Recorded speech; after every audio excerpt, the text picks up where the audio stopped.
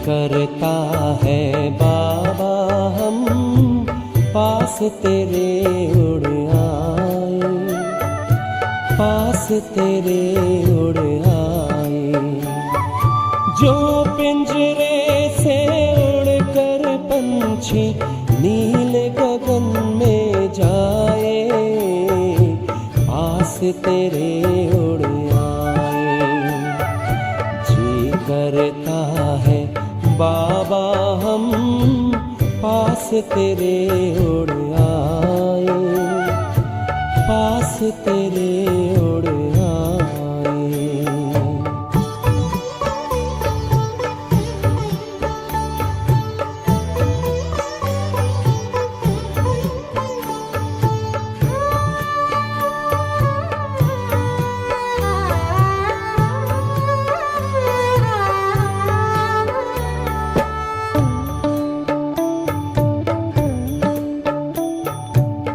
कोई शय ना भाती है अब याद घर की आती है, करे इशारा किरण तुम्हारी जैसे हमें बुलाती है।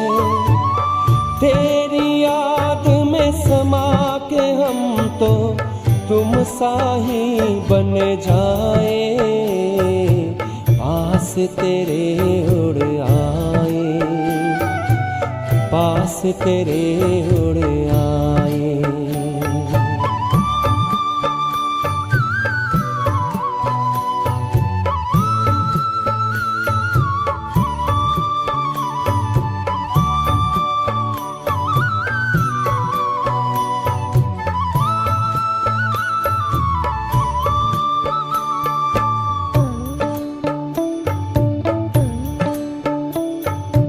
बस कुछ पल की बात है, फिर घर चलना साथ है। हाथ में हाथ तुम्हारे बाबा, प्यार की बरसात है। संगम युग में संग में तेरे हर पल मिलन मनाए, पास तेरे उड़ आए, पास तेरे उड़ आए।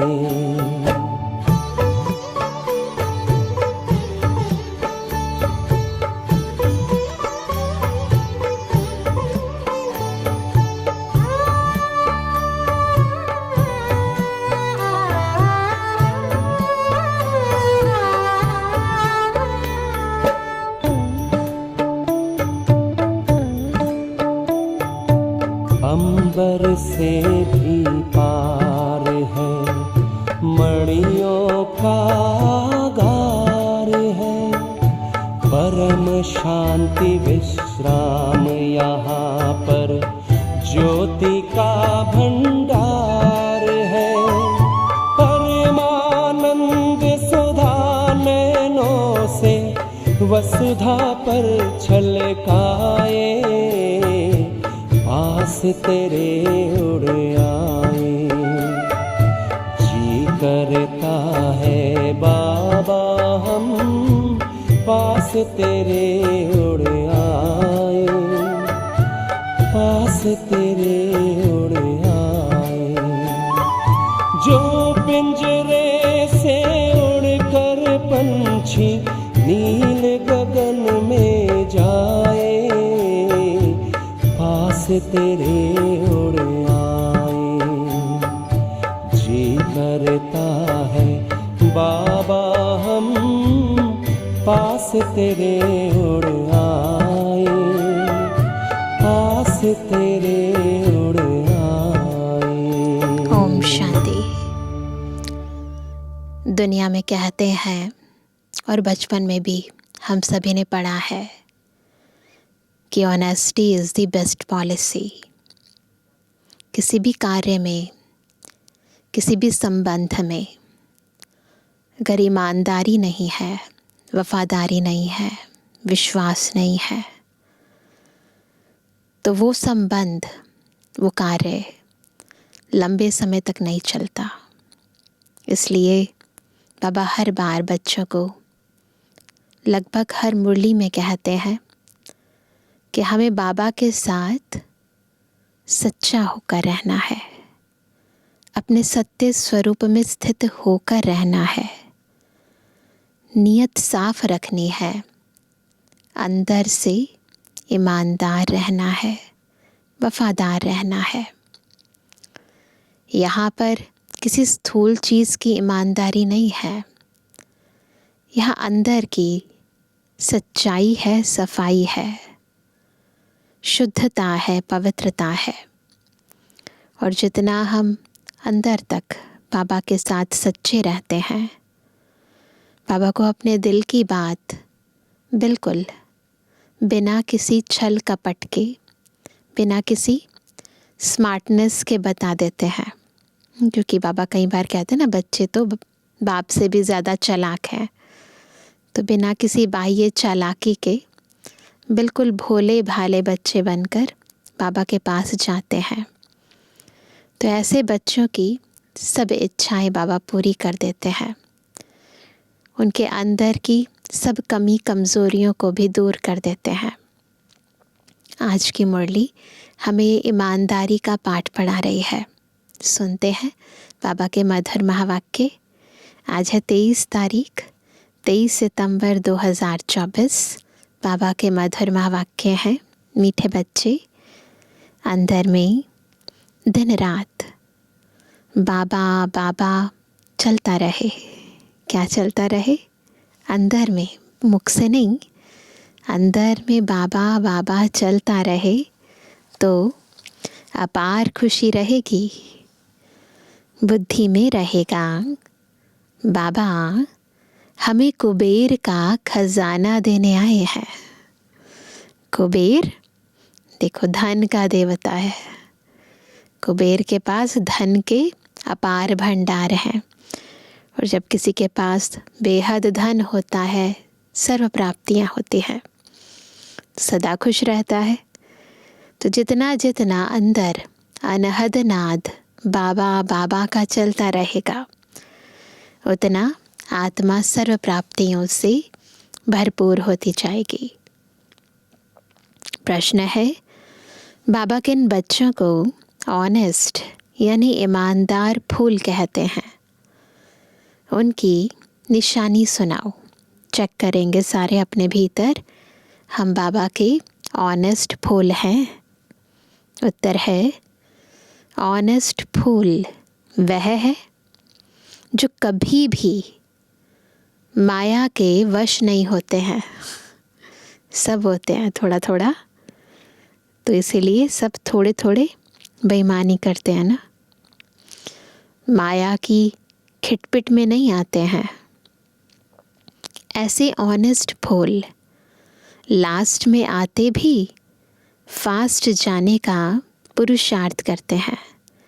कि जब हम दिल से कहते हैं कि बाबा ये तन तेरा, ये मन तेरा, ये धन तेरा, ये समय तेरा, ये संकल्प तेरे, जब सच्चे सच्चे बच्चे बनकर सब कुछ तेरा कर देते हैं तो ऑनेस्ट हैं। परंतु कुछ भी देह अभिमानवश यूज़ कर लेते हैं, चाहे वो समय है, चाहे वो संकल्प है, तो बेईमानी हो जाती है। तो ऐसे बच्चे जो फास्ट जाने का पुरुषार्थ करते हैं, समय, संकल्प, श्वास व्यर्थ नहीं गवाते हैं, वह पुरानों से भी आगे जाने का लक्ष्य रखते हैं। अपने अवगुणों को निकालने के पुरुषार्थ में रहते हैं, दूसरों के अवगुणों को नहीं देखते। अब देखो हम ऐसे हैं। ओम शांति। शिव भगवानुवाच वह हुआ रूहानी बाप, क्योंकि शिव तो सुप्रीम रूह है ना, आत्मा है ना। बाप तो रोज़ रोज़ नई नई बातें समझाते रहते हैं। गीता सुनाने वाले सन्यासी आदि बहुत हैं। वह बाप को याद कर ना सकें। बाबा अक्षर कभी उनके मुख से निकल ना सके। यह अक्षर है ही गृहस्थ मार्ग वालों के लिए।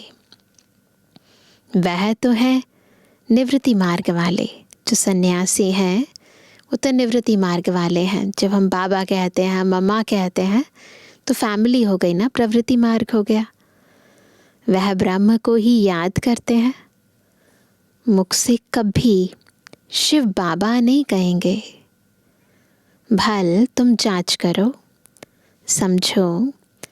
बड़े बड़े विद्वान, सन्यासी, चिन्मयानंद आदि गीता सुनाते हैं।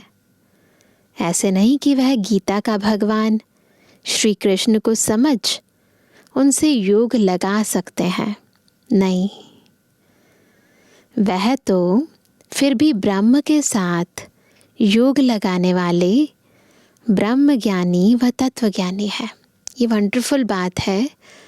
भले गीता में लिखा है श्री कृष्ण भगवानुवाच, जो दुनियावी गीता है, परंतु फिर भी जब कहते हैं कि याद करो भगवान को, तो बुद्धि में श्री कृष्ण नहीं आते, फिर ब्रह्म तत्व को ही याद करते हैं।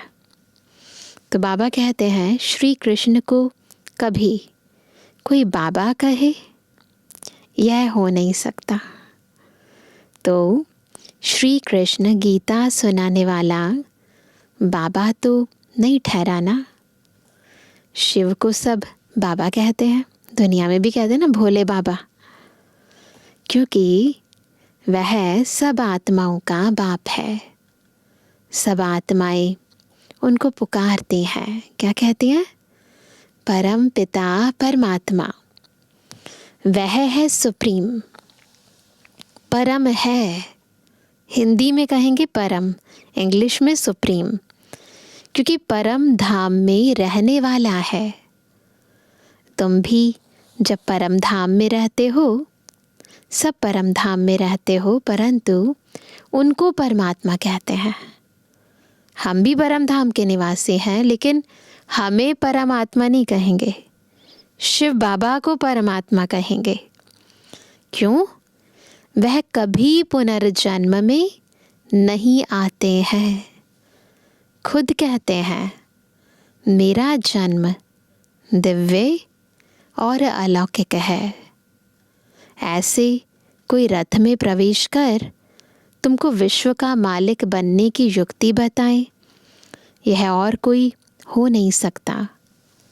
तब बाप कहते हैं मैं जो हूँ, जैसा हूँ, मुझे कोई भी नहीं जानते।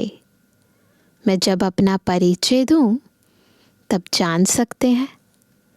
यह ब्रह्म को अथवा तत्वों को मानने वाले श्री कृष्ण को फिर अपना बाप कैसे मानेंगे?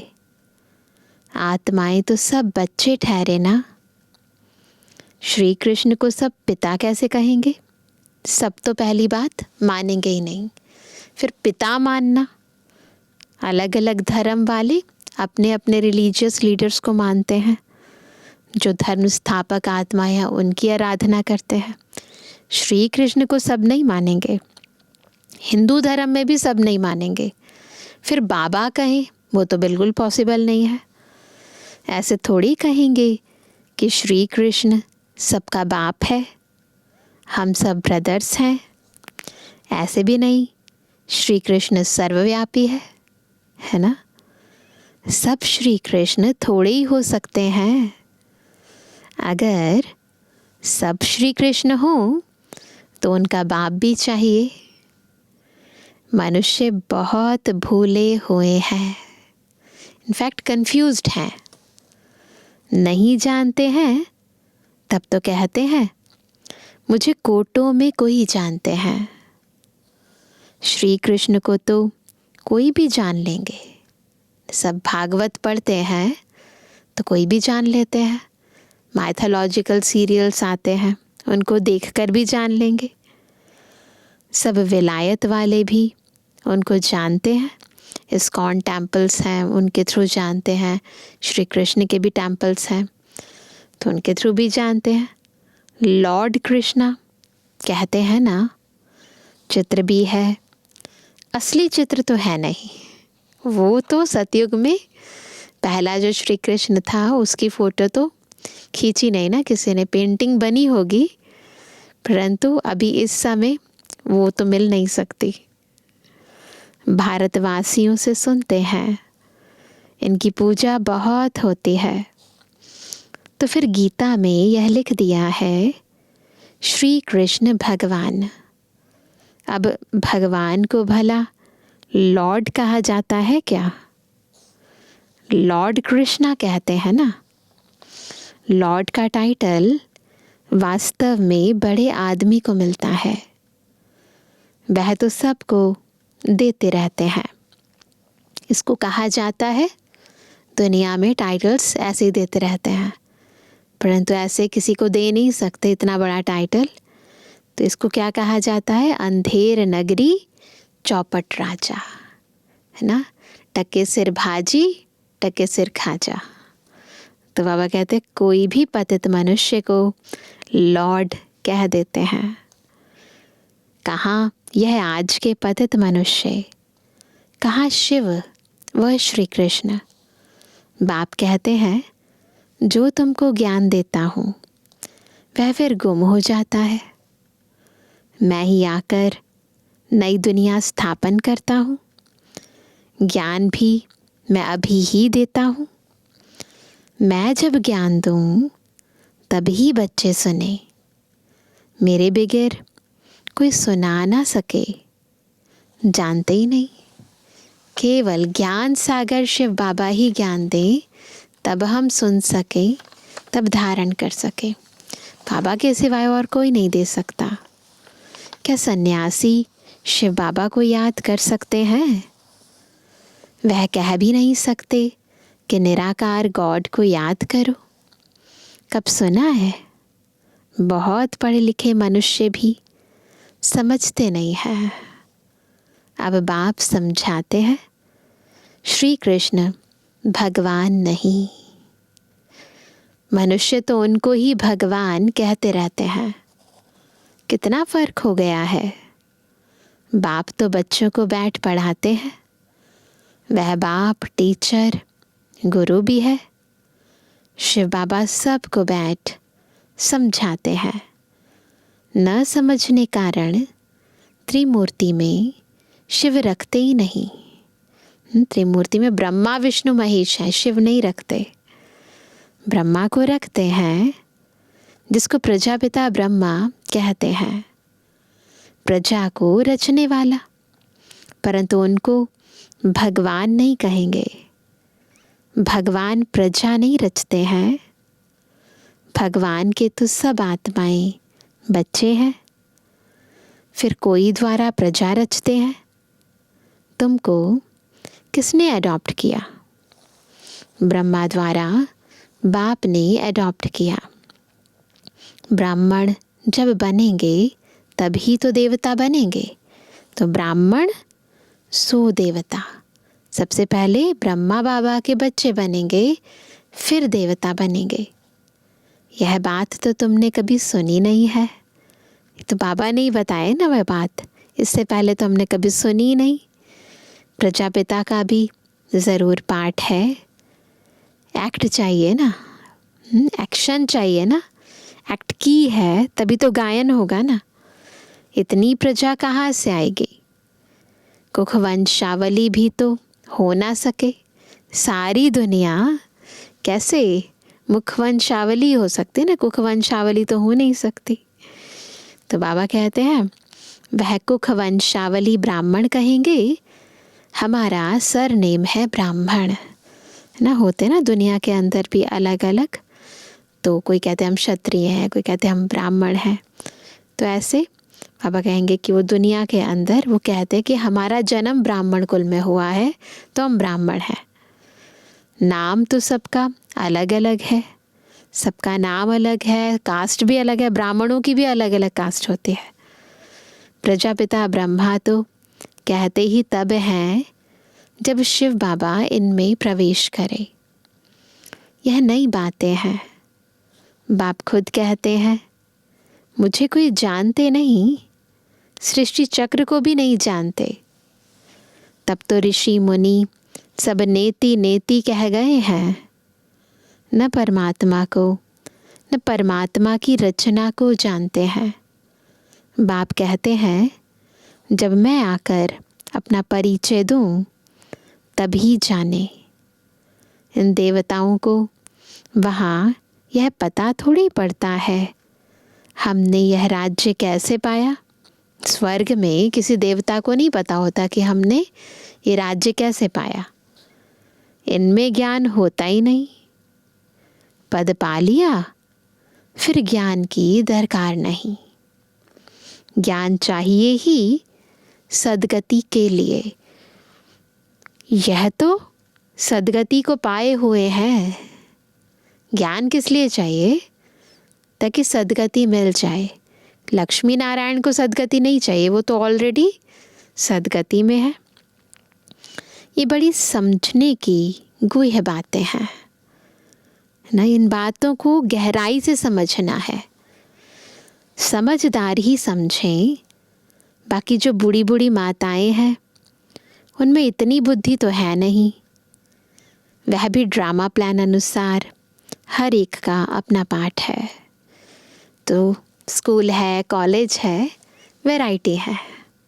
इम्पॉर्टेंट है बाबा को जानना, अपने को पहचानना। बाकी बातें बहुत गहराई की है तो हर कोई नहीं समझ पाता। ऐसे तो नहीं कहेंगे ही ईश्वर बुद्धि दो। सबको एक जैसी बुद्धि हम दें तो सब नारायण बन जाएंगे। तो बुद्धि दो नहीं, बुद्धि तो है, उसे क्लीन करना है बाबा को याद करके। सब एक दो के ऊपर गद्दी पर बैठेंगे क्या?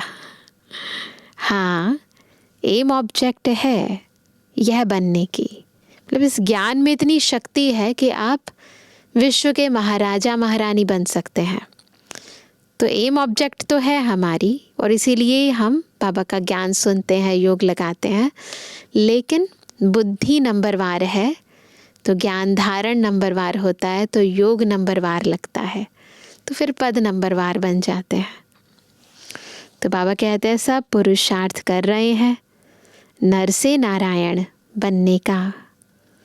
बनेंगे तो पुरुषार्थ अनुसार ना।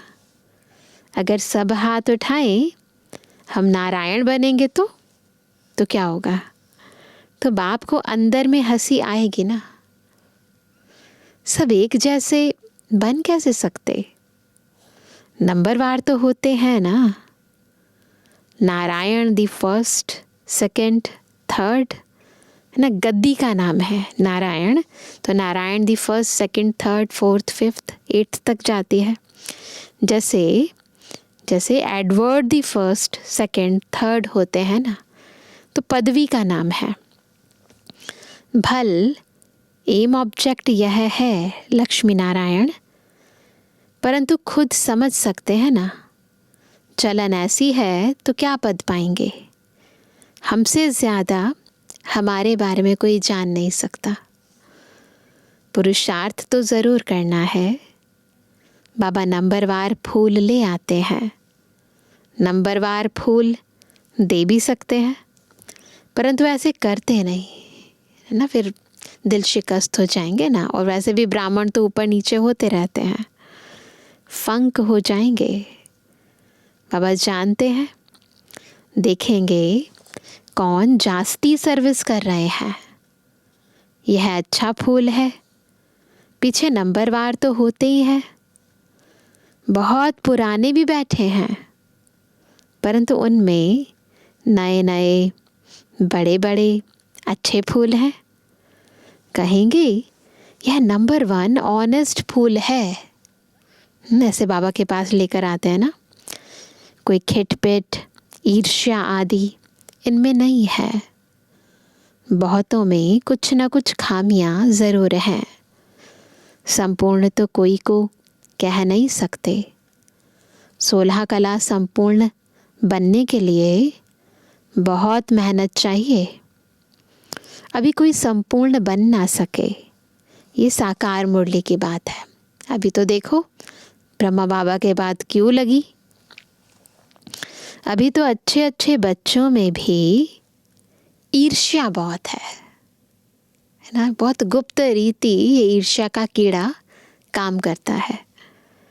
खामियां तो है ना, बाप जानते हैं सब किस किस प्रकार का पुरुषार्थ कर रहे हैं। दुनिया वाले क्या जाने, वह तो कुछ समझते नहीं, बहुत थोड़े समझते हैं।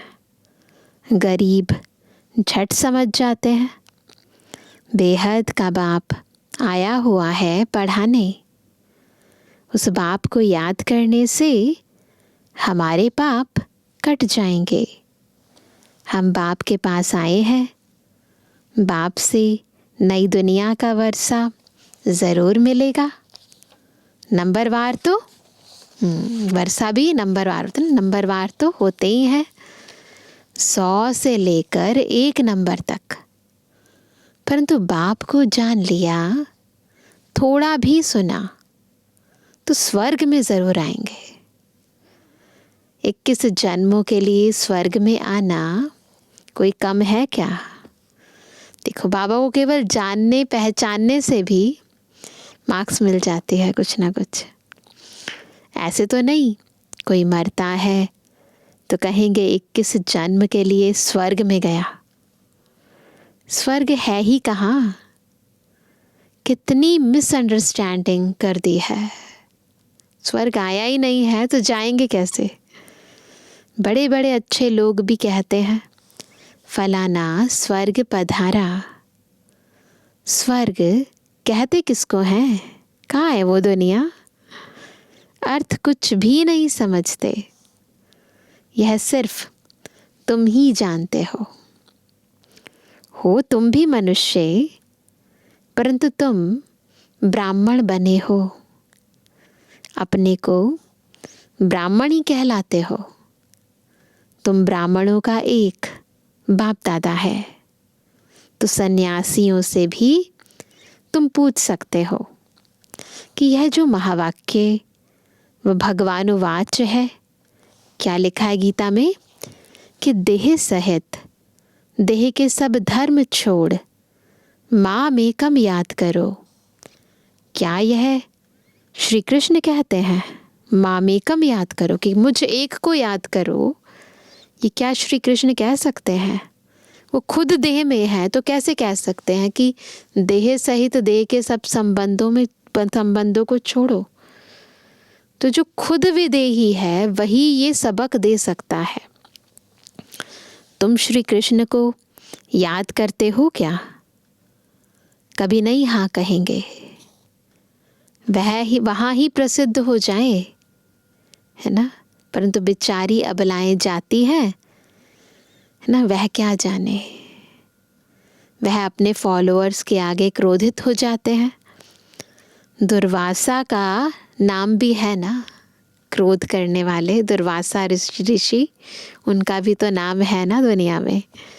उनमें अहंकार बहुत रहता है, तो क्रोध का मुख्य कारण ही अहंकार है। इनफैक्ट सारे विकारों की जड़ अहंकार है। फॉलोअर्स हैं ढेर, भक्ति का राज्य है ना। उनसे पूछने की कोई में ताकत नहीं रहती है, नहीं तो उनको कह सकते हैं तुम तो शिव बाबा की पूजा करते हो, अब भगवान किसको कहेंगे? भगवान की पूजा तो नहीं करेंगे ना, तो भगवान अलग है ना। क्या ठिक्कर भित्तर में भगवान है? आगे चल इन सब बातों को समझेंगे। अभी नशा कितना है सभी पुजारी, पूज्य नहीं बनेंगे। बाप कहते हैं मेरे को विरला कोई जानते हैं। मैं जो हूँ जैसा हूँ तुम बच्चों में भी विरले कोई एक्यूरेट जानते हैं। उनको अंदर में बहुत खुशी रहती है। यह तो समझते हैं ना, बाबा ही हमको स्वर्ग की बादशाही देते हैं, कुबेर के खजाने मिलते हैं। अल्लाह अवलदीन का भी खेल दिखाते हैं ना, है ना, दिखाते हैं ना, थोड़ा सा, है ना, ठका करने से खजाना निकल आया। अलग अलग बातें हैं, कैसे भगवान बच्चों की मदद करता है। कभी चिराग के रूप में दिखाते हैं, कभी अलग खुदा दोस्त की कहानी भी बताते हैं कि कैसे ईश्वर दोस्त बनकर बच्चों को सारा कुछ दे देता है। तो अलग अलग चीज़ें जो प्रैक्टिकल में संगम युग में बाबा हम बच्चों के साथ करते हैं, उसकी विभिन्न कहानियाँ भक्ति मार्ग में बनाई है। तो क्या दिखाते हैं, ठका करने से खजाना निकल आया, है ना। अल्लादीन का चिराग दिखाते हैं ना, थोड़ा सा उसको रगड़ते हैं तो जिन निकल आता है, सारी मुराद पूरी कर देता है। बहुत खेल दिखाते हैं। खुदा दोस्त बादशाह क्या करते थे, उस पर भी कहानी है।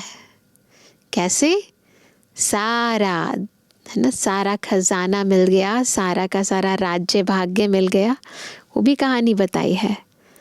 पुल पर जो आता था उनको एक दिन की राजाई दे रवाना कर देता था, है ना। ऐसे कहानी बनाई है, खुदा दोस्त की कहानी है।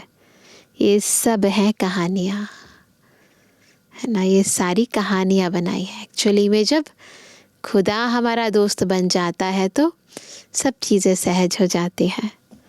अभी बाप समझाते हैं, खुदा तुम बच्चों का दोस्त है, इनमें प्रवेश कर तुम्हारे साथ खाते पीते हैं, खेलते भी हैं। शिव बाबा का और ब्रह्मा बाबा का रथ एक ही है, तो ज़रूर शिव बाबा भी खेल तो सकते होंगे ना। बाप को याद कर खेलते हैं तो दोनों इसमें हैं तो दो ना, है ना। बाप दादा, ब्रह्मा बाबा और शिव बाबा, बाप और दादा, परंतु कोई भी समझते नहीं है। कहते हैं रथ पर आए, है ना, लिखा है ना गीता में, कैसे रथ पर आए। वह फिर घोड़े गाड़ी का रथ बना दिया है। ऐसे भी नहीं कहेंगे श्री कृष्ण में शिव बाबा बैठ ज्ञान देते हैं। ये बात बुद्धि में नहीं बैठ सकती ना। शरीर को रथ समझे और आत्मा को रथी, इतनी बुद्धि में नहीं बैठता।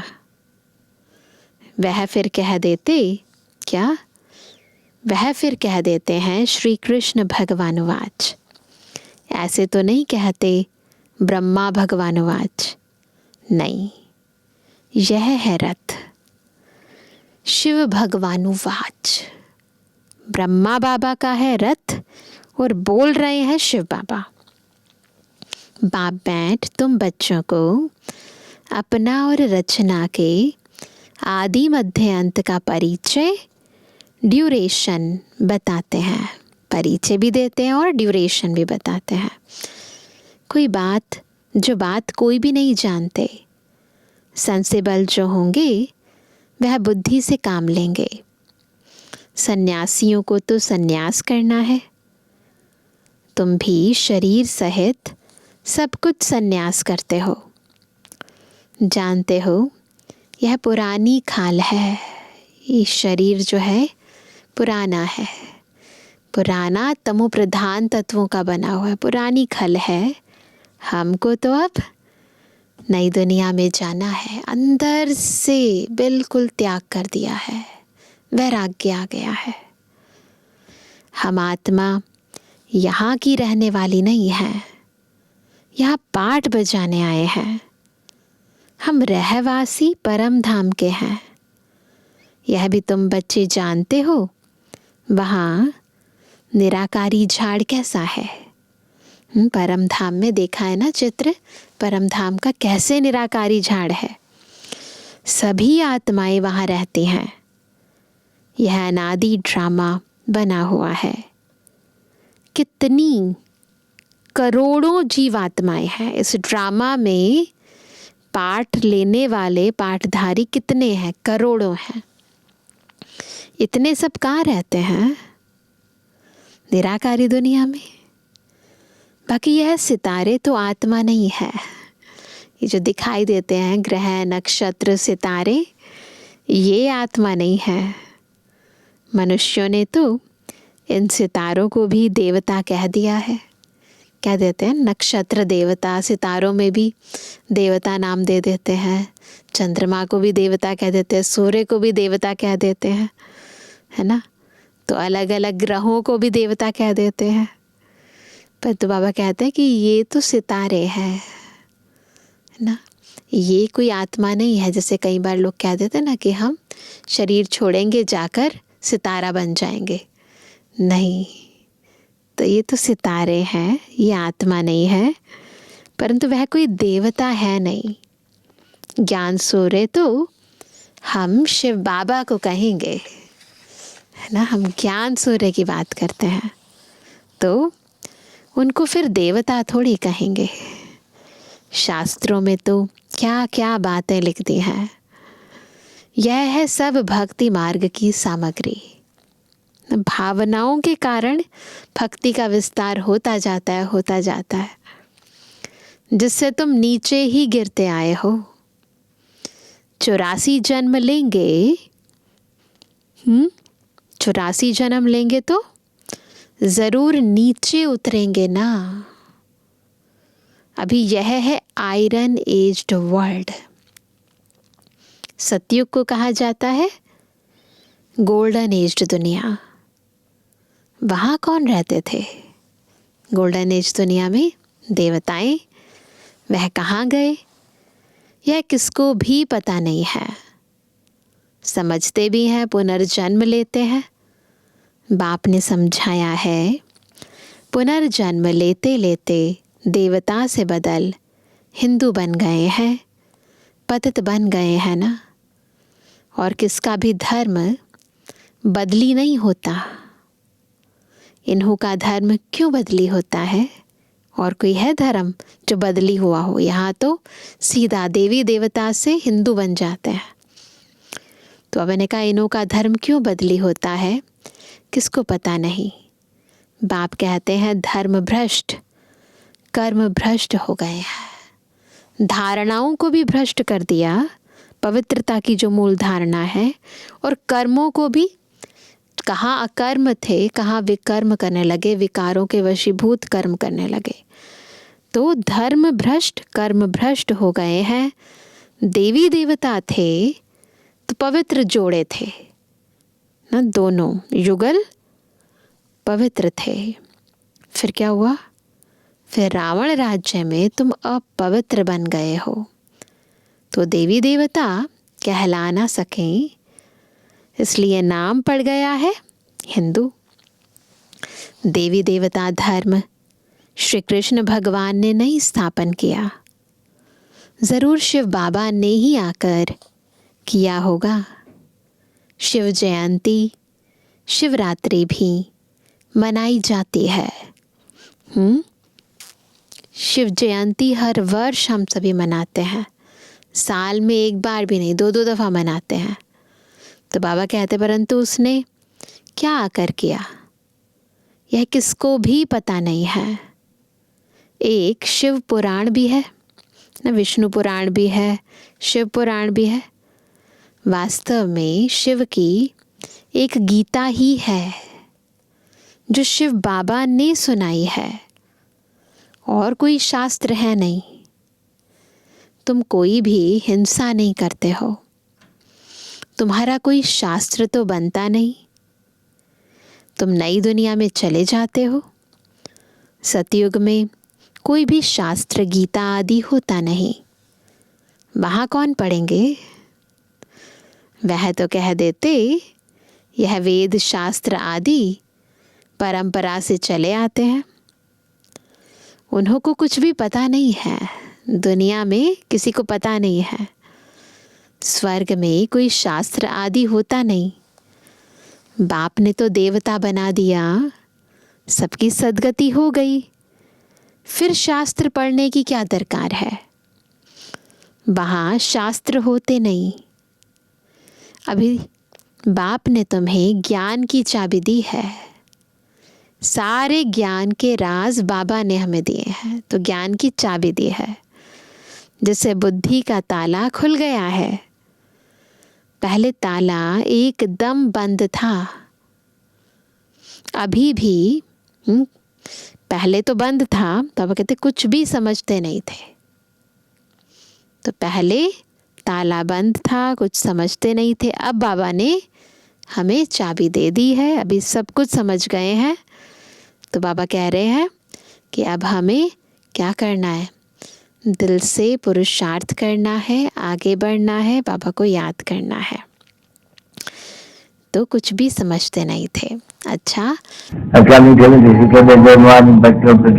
बाप दादा का दिल जान सको प्रेम से नंबरवार प्रसाद अनुसार याद रूहानी बच्चों की रूहानी बाप दादा को गुड मॉर्निंग, नमस्ते नमस्ते नमस्ते। धारणा के लिए मुख्य सार। पहला, किसी से भी ईर्ष्या आदि नहीं करनी है। खामियां निकाल संपूर्ण बनने का पुरुषार्थ करना है। पढ़ाई से ऊंच पद पाना है। दूसरा, शरीर सहित सब कुछ संन्यास करना है। दे दो। किसी भी प्रकार की हिंसा नहीं करनी है, अहंकार नहीं रखना है। वरदान है अविनाशी और बेहद के अधिकार की खुशी व नशे द्वारा सदा निश्चिंत भव। कैसे बनेंगे सदा निश्चिंत? जब अविनाशी और बेहद के अधिकार के खुशी और नशे में रहेंगे। दुनिया में बहुत मेहनत करके अधिकार लेते हैं। आपको बिना मेहनत के अधिकार मिल गया। बच्चा बनना अर्थात अधिकार लेना। वहाँ मैं श्रेष्ठ अधिकारी आत्मा। इस बेहद के अधिकारी के नशे और खुशी में रहो तो सदा निश्चिंत रहेंगे। यह अविनाशी अधिकार निश्चित ही है। जहाँ निश्चित होता है वहाँ निश्चिंत होते हैं। हुआ ही पड़ा है। अपनी सर्व जिम्मेवारियाँ बाप हवाले कर दो तो सब चिंताओं से मुक्त हो जाएंगे। बस दे दो। स्लोगन है, जो उदार चित्त विशाल दिल वाले हैं वही एकता की नींव है। एकता में रहना, संगठन में रहना, उसके लिए दो चीज़ें चाहिए। दिल उदार होना चाहिए, विशाल होना चाहिए, है ना? तब रह सकते हैं एक साथ मिलकर। तो भी सुनते हैं आज का व्यक्त इशारा। अनेक प्रकार की कामनाएं सामना करने में विघ्न डालती हैं।